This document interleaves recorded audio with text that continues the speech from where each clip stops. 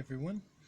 A couple of days ago, I was watching a video and a chat. There was a large chat segment. It was live of Benabel Wen discussing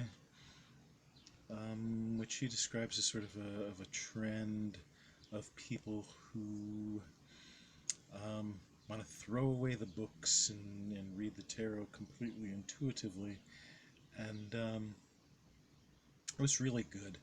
Um, the chat portion doesn't seem to be up there anymore. The running sort of commentary. I don't know if it'll be back or not, but I will post a link to it. It's good. Then again, I love everything Benabel Wynn does. Um, she has sort of a mind that takes things apart, puts things back together again, which is the essence of alchemy. Um, and she has a very strong tendency towards the scientific method. I mean, um, I've read her book, Holistic Tarot, and she describes a process whereby she documents every tarot reading and she finds out how well she did on it.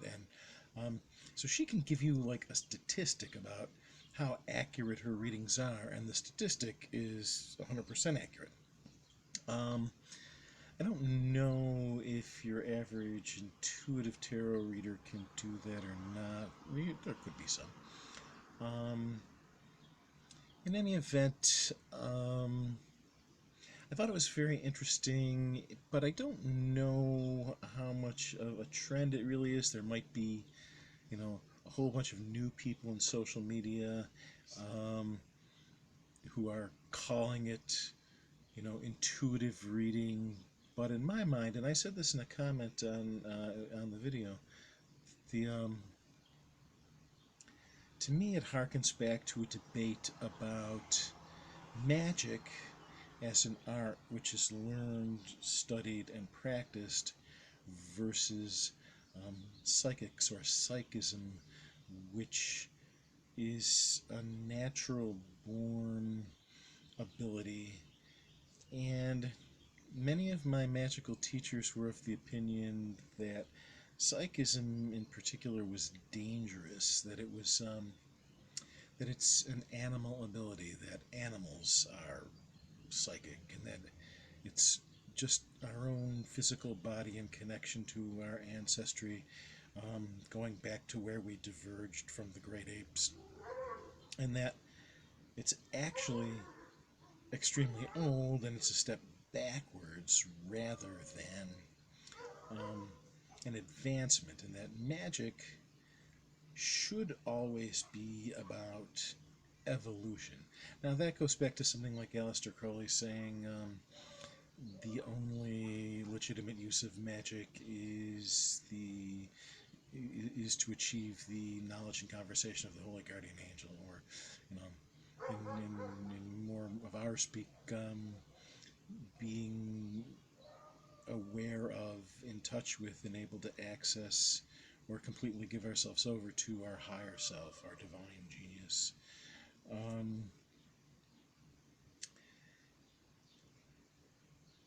And I can't say that I 100% disagree with that. I think it's a big world and there's a room for a whole lot of people in it.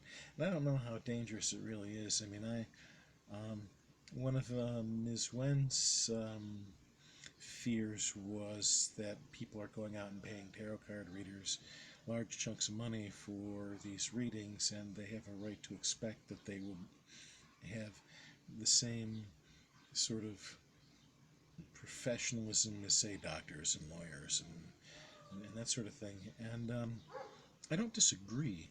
God knows, one of the reasons why tarot readings is on the fringes of legality is because it's such an easy thing for a con person to be able to do. I mean, cold psychic readings work just as well with tarot as they do with anything else. In fact, they probably work better with tarot because you toss out a card and somebody's reaction gives you all that you need to start spinning stories, and every bit of reaction gives you another direction to go in. Um, and that's not necessarily an awful thing. I mean, a legitimate tarot card reader, whether a psychic or a practicing magician or witch, can make use of the seeker's reactions to find out if they're on the right track. The fact is, every card has so many possible meanings that I think that an education in tarot and intuitiveness and some of those cold reading skills about reading people are all essential to determine what aspect of the particular card you're looking at is actually applicable to the seeker situation. Um, that said, I know that there are also some magicians and witches out there who believe that psychics may well come into contact with dangerous spirits, that we sort of live in the bordering the sewer of the astral plane, that all the decaying sort of crap of spirituality um, is floating around us all the time, and a lot of what it needs in order to prevent its eventual decay is attention and the energy that we transfer from ourselves by giving attention, um, but being invisible to the mass majority of people. Mediums and psychics, intuitives are people who can, whether they know it or not, give attention and energy to these creatures, and these creatures can actually provide glimpses into the future or ideas about the self, give you insights, but whether or not they're the nicest beings in the universe is another thing. And there is some fear that people who are naturally psychic and have no training um, can fall victim to these creatures who will um, do what they can to keep the captured attention that they have, and that might just involve giving them, you know, the power to read tarot cards, but depending on the entity, it could be, you know, more of a detriment to the medium than anything else. Then, of course, there's mischievous spirits who might well want to be nasty to the seeker as well. Um, I I don't know all that. I mean, I have had an experience where I've gone to a spiritualist meeting when I was a kid, and the medium told me that she was giving me a message from my dead grandfather, and at the time I didn't have a dead grandfather. Both my grandfathers were alive. But I had a flash myself where I could see these very black, dark silhouettes of three entities crawling like over her and around her and whispering in her ears. The things they were telling me explained a great deal about things that were going on in my life. And what they were saying about their relationship to me was absolutely terrifying. It shut me down on magic and metaphysical experiences and things like it for a long time, just because of how scary these entities were. But she was trying to talk to spirits. I don't know that that's the case of every psychic who's doing a tarot reading. The other thing is that I don't really know if that's if my equation of psychics with intuitive tarot readers is, if they're really the same thing. It's just that it seems to me that the debate of intuitive tarot reading versus, you know, skilled magical usage of tarot cards is older than just a current trend in the tarot reading community online, and that the older debates, you didn't have the term intuitive tarot reading, you had the term psychic. The tarot itself is supposed to be like a diagram of the entire universe cut up into pieces of a necessity, because the universe is always shifting around, so you're not going to see the same pattern unless you deliberately place a pattern in order to gain insights into certain configurations, or you lay out the tarot in a traditional order that is supposed to show you the way the universe is um, on sort of a transcendental scale. Um, that said, it's cram packed with information and knowledge about many things, and ultimately it's in my opinion, it was probably originally a card game, but the esoteric schools that I come out of, it's used as a method of meditation and a method of making magic and manipulating energy flows, and it's the programming language of the mind, and it's the programming language of nature. Um, there are some who refer to it as like flashcards for what they call the magical language, and that in some ways is very dogmatic, and definitely applies to certain schools, but it makes me want to come down firmly on the side of the more you know about it, the better. Um, Not because I think it's particularly dangerous otherwise. Famous writer Eliphas Levi said that if you were like alone in a jail cell with just a tarot deck, you could learn the secrets of the universe. And I kind of think that's true. I got my first deck as a gift from my girlfriend in college when I was like, I don't know, 19 or 20 years old. And um, when I first got it, I knew nothing, and I didn't have a whole lot of interest in reading the little book. And um, for the first decade or two after that, it was I could say, I was an intuitive reader, because everything that I knew about it I was getting from the pictures, and the pictures were telling me things, but the pictures weren't erased every time I went to do another reading. Um, I had connections in my mind with what had gone before, and I didn't just do readings with it. I would spend long periods of time where I did no readings at all, but I would sit with it and just look at the pictures I would shuffle them and just look at the pictures, and sort of let them wash over me and gain information from them. Um, However, the when I entered the period of my life where I was having formal magical training, um,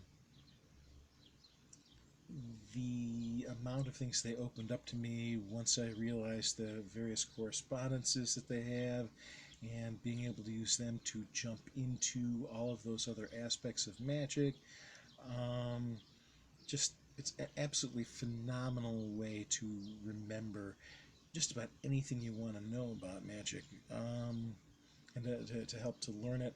And part of what I wanted to talk about too is about the way the mind itself works, in that um, you can put all kinds of information in your mind that doesn't necessarily enter into what you need to be thinking about or doing about at the moment, but it filters down into your subconscious, and your mind works by making connections. And those connection making processes continue to go on in your subconscious when you're not paying attention, sometimes faster and better. And so a lot of what we call intuition is stuff rising up out of subconscious based on connections that have been made by bits of information that the conscious mind has fed the subconscious. Um, so not studying and learning about the cards is preventing can prevent you from having greater intuitions down the line. On top of that, if you're interested in speaking to spiritual entities, and I think everybody involved in magic is, whether they know it or not, they communicate with you through imagery that is in your mind. They can't just, as a general rule, create some brand new image and speak to you through it. They have to manipulate images that are already there and try and get their idea across to you through those. Therefore, the more ideas and images and information that you have in your brain, the better the conversation you can have, and not just with, disembodied spiritual entities, but with other people as well. It's like a vocabulary. Like, it goes back to the magical language again. The symbolism of tarot and the things associated with it traditionally are like a vocabulary.